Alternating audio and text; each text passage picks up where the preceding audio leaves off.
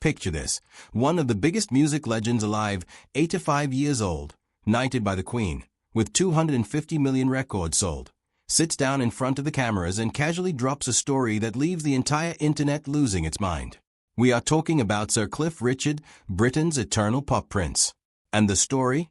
It is about the one man Cliff has spent his entire life idolizing, imitating, and, here is the remarkable part, avoiding.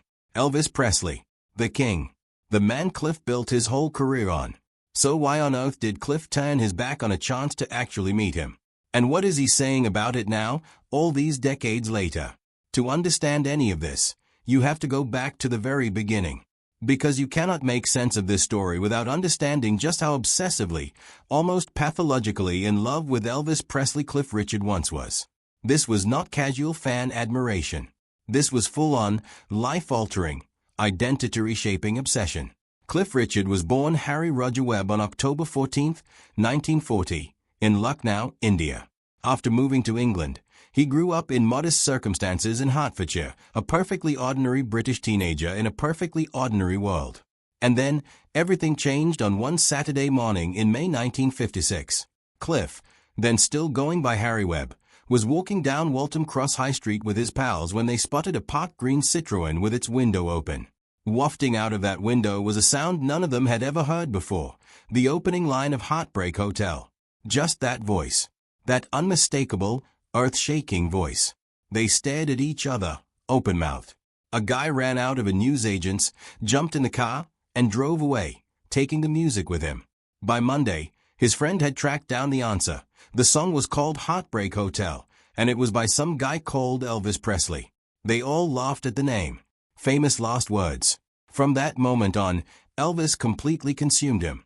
Cliff recalled how Elvis sounded passionate and powerful, like he had secrets you needed to learn.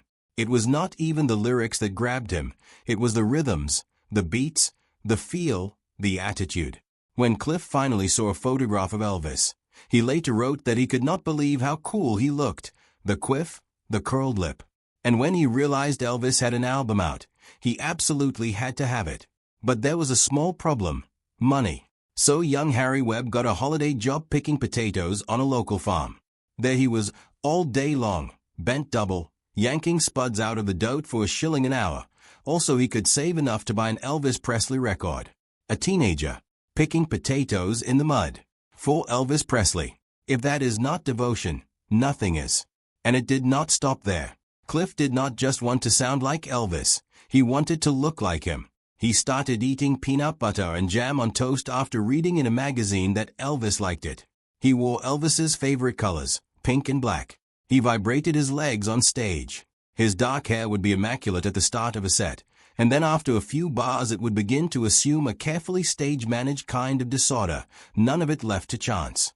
Cliff Richard was originally marketed as a rebellious rock and roll singer in the style of Presley. His 1958 hit Move It is often described as Britain's first authentic rock and roll record, and the nation ate it up. They started calling him the British answer to Elvis, the English Elvis, a nickname Cliff has spent decades both loving and gently pushing back on. As he has always maintained, he cannot be the answer to Elvis because Elvis is not a question. There is no answer to Elvis. He will always be the king of rock and roll. Which makes it all the more baffling.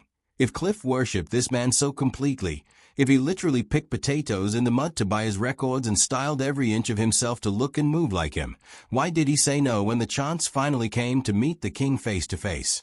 Here is what most people do not fully realize. Cliff did not just miss meeting Elvis once. He missed him 3 times. The first time, in the late 1950s, when Elvis was serving his military stint in Germany, Cliff was on a European holiday with some friends. Someone suggested taking a detour through Germany, and Cliff proposed they go to Bad Nauheim to see if they could find Elvis. It was not hard to locate the right house. The walls were covered in graffiti declaring love for him. Cliff walked up to the door, knocked, and a large American man answered. Cliff asked if Elvis was in. The man said he was not, then asked who Cliff was. Cliff told him he was a singer from England, asked the man to pass on his hello, and then, apparently, they just ran off. Britain's biggest pop star, future Knight of the Realm, knocked on Elvis's door, and then ran away. The second misconnection is hazier. a plan that was in the works but simply never materialized. Two global superstars orbiting each other but never quite connecting. And then came the big one. The one that went viral. The one that had the internet seething. It was while Cliff was in America promoting his hit Devil Woman.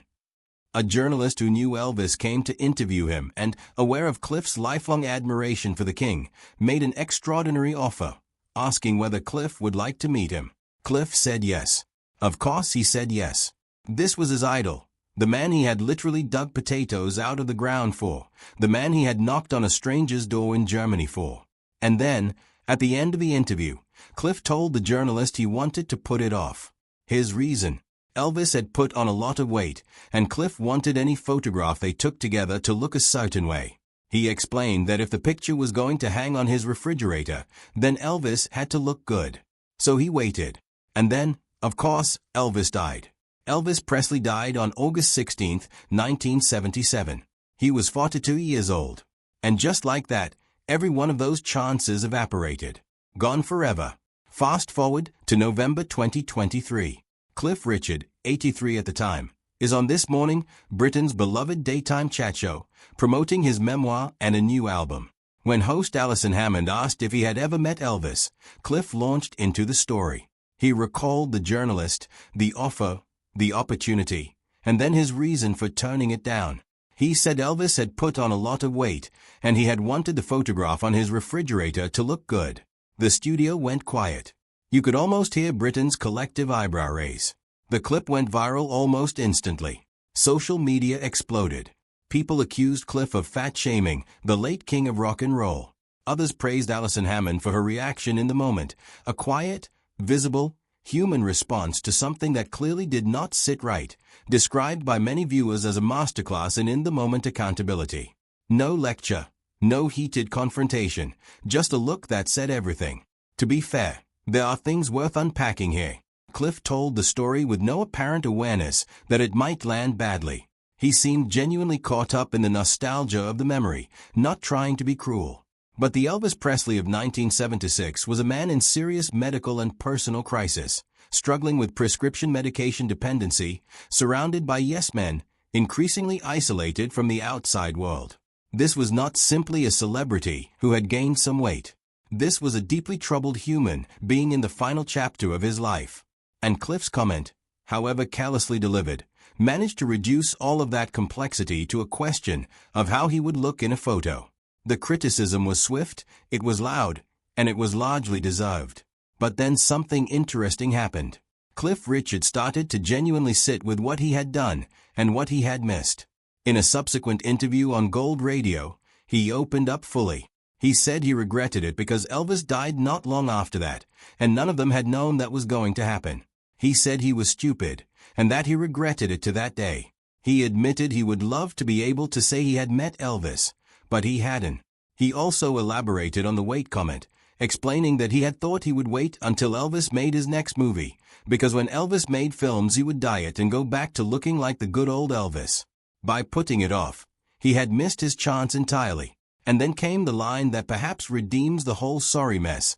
He said he would give anything to go back and agree to take the picture, that he would rather have had a photograph with Elvis overweight than have none at all. He has since urged people everywhere, if you get a chance to have a picture taken with someone you admire, just do it. What makes this story resonate so deeply is not just the regret, it is the debt Cliff has never been able to repay. In his memoir, he repeats a phrase again and again, no Elvis, no Cliff. That is not hyperbole. That is a sincere and carefully considered statement of fact. When Cliff first heard Elvis through that car window, he said it sounded like an alien art form. But the more he looked into it, the more he realized that hillbilly music, bluegrass, country, gospel, rhythm, and blues, it all went together and came back in the form of Elvis Presley. He did not hear Elvis and think he wanted to be famous. He heard Elvis and thought, I want to make people feel this way. As he wrote in his memoir, Elvis sounded like he was singing for him, to him, so young, so cool, so present, his voice cutting through everything else. Even now, living between Portugal and Barbados, Cliff writes of many mornings when he wakes up and gazes out at the Caribbean and wonders how he got from Cheshunt to there. And the answer, every time, is Elvis Presley. That is why the story of the missed meeting stings so deeply. It was not just a photo opportunity. It was the one chance Cliff had to look his inspiration in the eye, shake his hand, and say, "You changed everything for me." And he let it slip away over a refrigerator photograph. At 85, Cliff Richard is still talking about it, returning to it in interview after interview, in memoir after memoir, still carrying the weight of what did not happen. And perhaps that is the only way he knows how to repay the debt. By telling the story. By letting the world know that Elvis Presley changed everything. By urging anyone who will listen, when you have a chance, go. Say hello. Don't wait for the photograph to be perfect. Because one day, the chance will be gone, and you will spend the rest of your life wishing you had just knocked on the door.